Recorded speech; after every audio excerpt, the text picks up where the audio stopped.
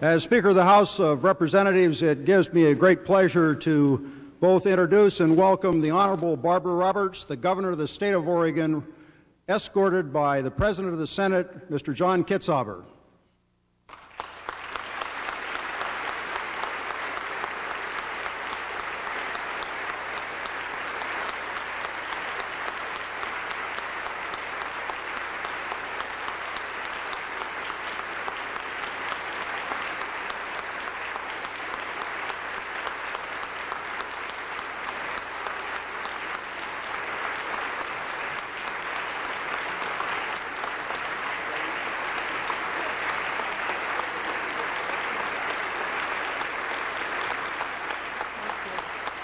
Thank you very much. Thank you very, very much.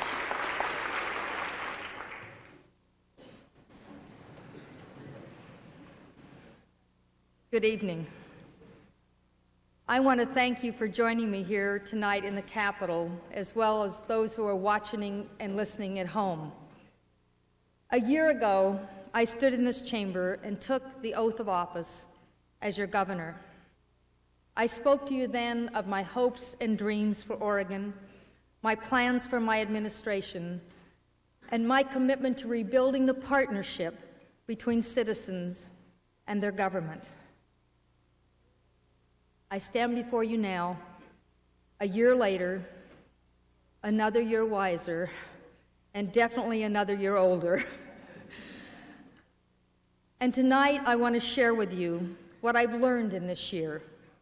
And I want to talk with you about Oregon's future and about the role of state government in that future. And as I talk about Oregon's future, it is not merely some abstract idea.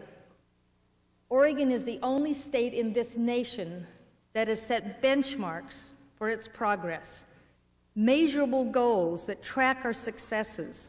We know where we are now and where we want to be over the next 20 years. We will measure ourselves against specific targets like reducing teen pregnancy and high school dropouts, providing housing and health care, and creating jobs for our people. We have set high standards. Our future depends on that. Oregon's future depends on the men and women who are the best educated and best prepared in America. Our future depends on a workforce that is fully employed and earning good wages. In less than 20 years, our workforce must be equal to any in this world. Oregon's future depends on our diverse economy. Our new economic diversity has produced stability for our state even during this national downturn. We must stay on that path. We must respect the critical role that our small businesses play in Oregon. We must respect our natural resources if we are to thrive in the future. We must consider profits and workers with equal respect. And in that climate of respect and economic opportunity, we must extend that to all Oregonians.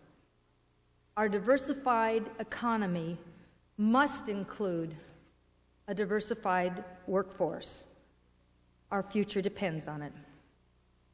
Oregonians should live and work in an environment that meets our needs, challenges our intellect, and nourishes our spirit. Our communities must be safe, our people must be healthy, and every Oregonian must have a home. And if Oregon is to meet the needs of all of our people, we must not respond to major challenges with Band-Aids. And in this past year, we have made major strides toward innovative long-range solutions. A year ago, I spoke from this podium of a plan to prepare our workforce. And today, Oregon's new Workforce Quality Council is at work. The Housing Trust Fund I proposed will soon announce its very first awards to expand badly needed affordable housing in our state. And during this year, your Oregon legislature stepped up to the plate on major challenges for Oregon's future, on education reform, healthcare reform, and light rail. While most other states are still hesitating or debating, we are implementing. Oregon's laws and visions are becoming national blueprints. Oregon has rejected the short-sighted fix for the long-term remedy. It's clear our vision for a better Oregon has not changed. But the role that your government plays in delivering that has changed. Because government is not an end in itself. It's the result of a contract with the people to achieve a common vision. And it only works if that contract is built on a foundation of trust. Believing in that contract, I spent countless hours in 1991 in conversations with the people of this state. I asked Oregonians, many of you in this very room, what you thought of your government. And I asked you about how you felt about the job we do and about the services you want and need. Nowhere else in this nation has there been such a direct involvement between citizens and their government, only in Oregon. And the messages were clear. First, you have lost confidence in your political leaders. You do not believe that we hear you anymore. Well, I listened and I heard. Oregonians are frustrated. They don't think we spend their tax dollars very well. You want a more efficient government, and you want better delivered services. And yet, beyond the frustration and in spite of the distrust, you delivered another important message. Oregonians care about Oregon. You want quality schools. You believe in investing for a healthier future. You believe that prevention is a high priority. And you do not want to turn your back on Oregonians in need. But the bottom line is that you want to know that your tax dollars are being spent well and that they make a real difference. The time has come for change. Across the board, all governments must act to rebuild your confidence, not just in state government, but in your schools and in your cities and your counties. Government must become more accountable to Oregonians. In many other states, political leaders are being dragged kicking and screaming into change. They are caught by surprise in the painful chaos of it and are unable to set a clear course for their future. I don't intend to let that happen here. I am going to lead Oregon through this change. Last June, I started a two-part review of state government. I appointed a task force to scrutinize state government operation, including representatives from business and local government, labor and nonprofit organizations. And internally, employees reviewed state programs and state priorities with citizen help. I wanted this dual effort to look at state government with new eyes and to recommend improvements. After almost 130 years of 33 years of state government, one thing is clear. If you took a clean piece of paper and you tried to sketch out an orderly and efficient and effective government, you would not draw what exists in Oregon today. I have received at my desk more than 250 proposals from those efforts to reshape government. It feels as if this examination may well become the Lobbyist Full Employment Act. It seems that for every proposal I've received, I get a knock on my door and I get letters and I get telephone calls. And people are begging me to look the other way, to protect someone's particular program or commission, their special corner of the world. Well, if I responded to every plea for the status quo, I wouldn't be able to make a single change in state government. I wouldn't be able to move us toward our future, and I wouldn't be able to improve our operations. It just can't work that way. It is time or a reality check. I will press on with restructuring and efficiencies, even though I know it will cause controversy. Change brings turmoil, but it is the only way to bring progress. Now, obviously, some proposals need further development and input before I decide whether I will accept them or reject them. But already I know that many of these proposals are worth pursuing. Within my authority as governor, I will act on some of these proposals immediately. Other improvements will require revisions to our law and must have the legislature's support. I will submit bold, far-reaching changes to the legislature. I will propose restructuring, consolidations, and eliminations that will allow us to deliver our vision more efficiently and with greater focus. I will aggressively pursue this agenda, and I must have your support. Tomorrow, I will begin merging the Executive Department and the General Services Department. We can eliminate administrative duplication and save approximately $1 billion by moving to one central support agency for state government. I am also supporting the Department of Transportation's aggressive new efforts to restructure their agency.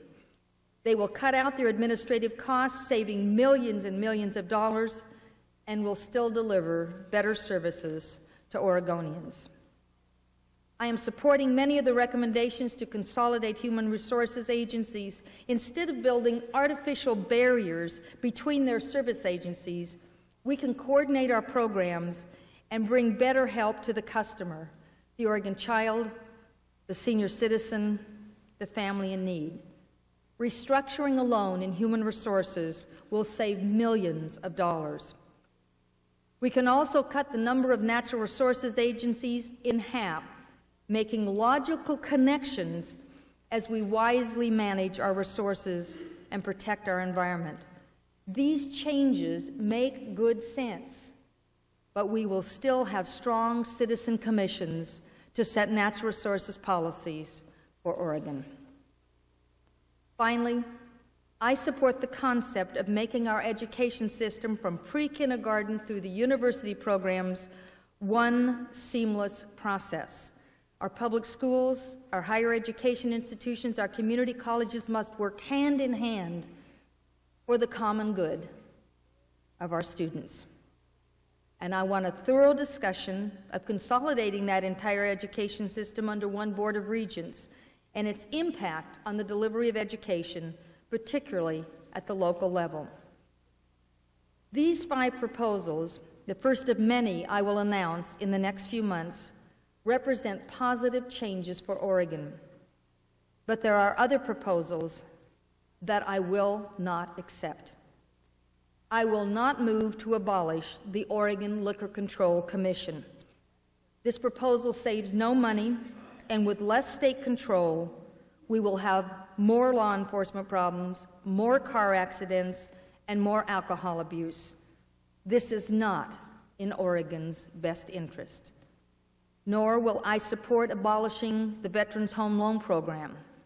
The department has turned around its loan operations, so it is now more productive than many private operations. It is a real success story.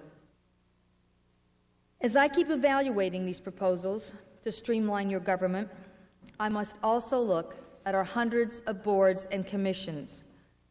I started in state government as a volunteer on the State Advisory Committee for Emotionally Handicapped Children. I know the contributions that our citizens boards and commissions make. They give Oregonians a voice, and they also give our government new insights.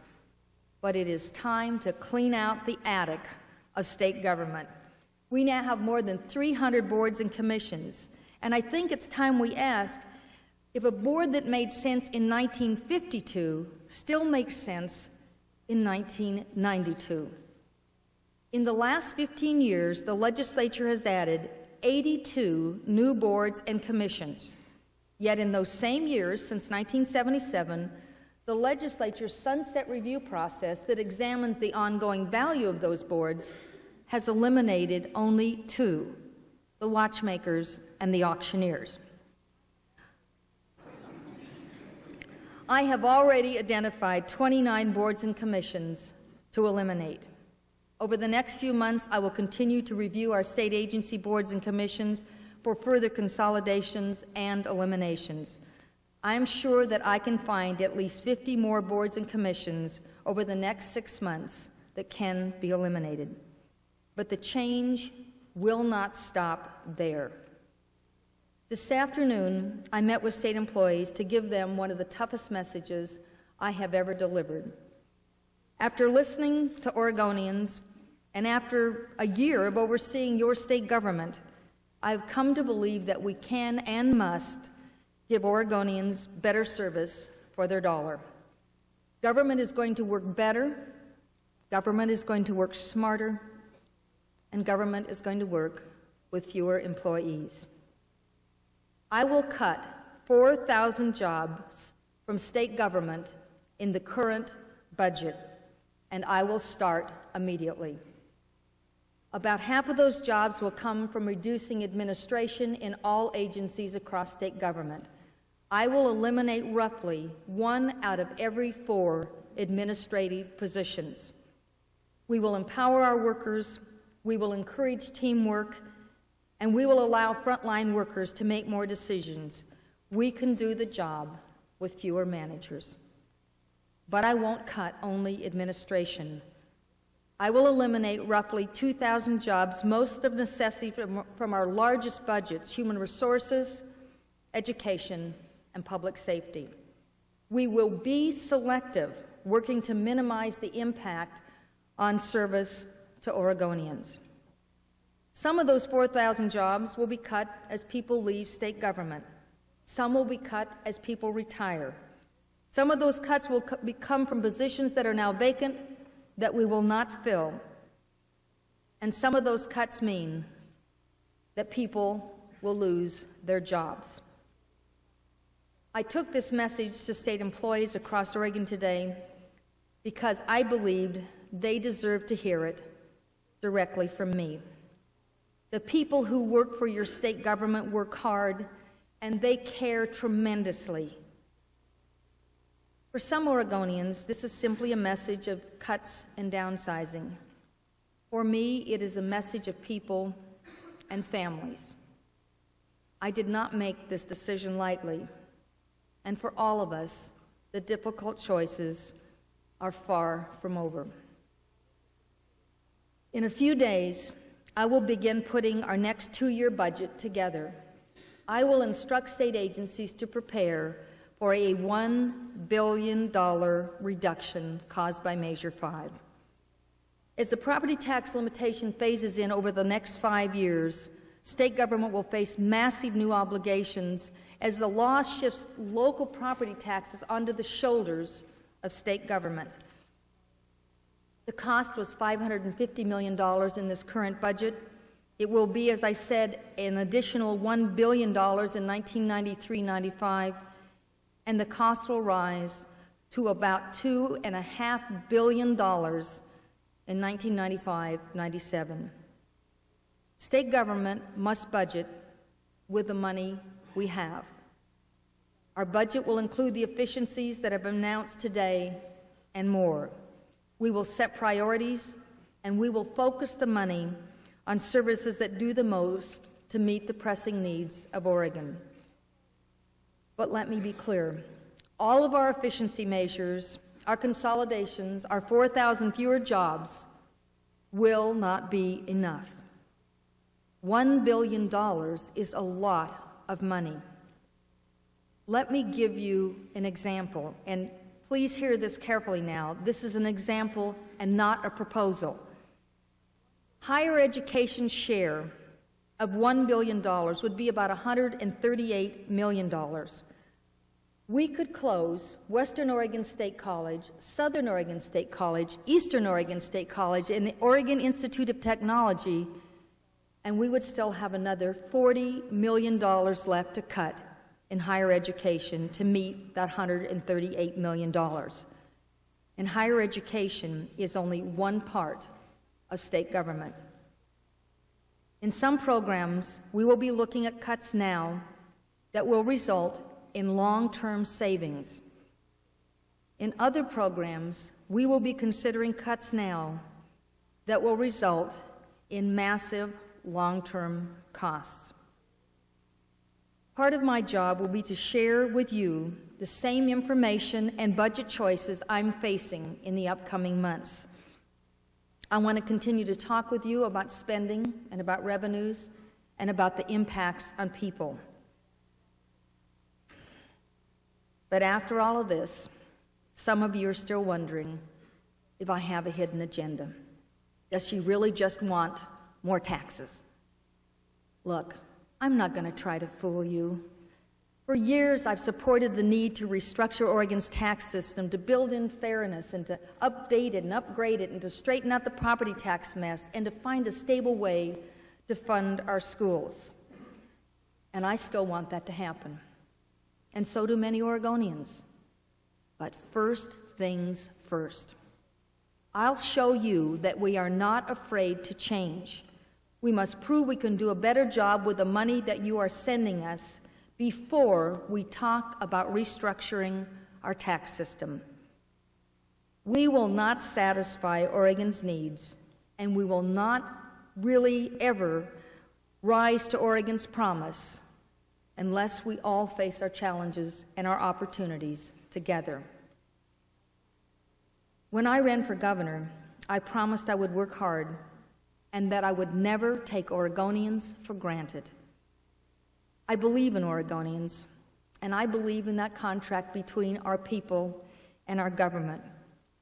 We will rebuild government's credibility, and as your governor, I will earn your trust. Thank you.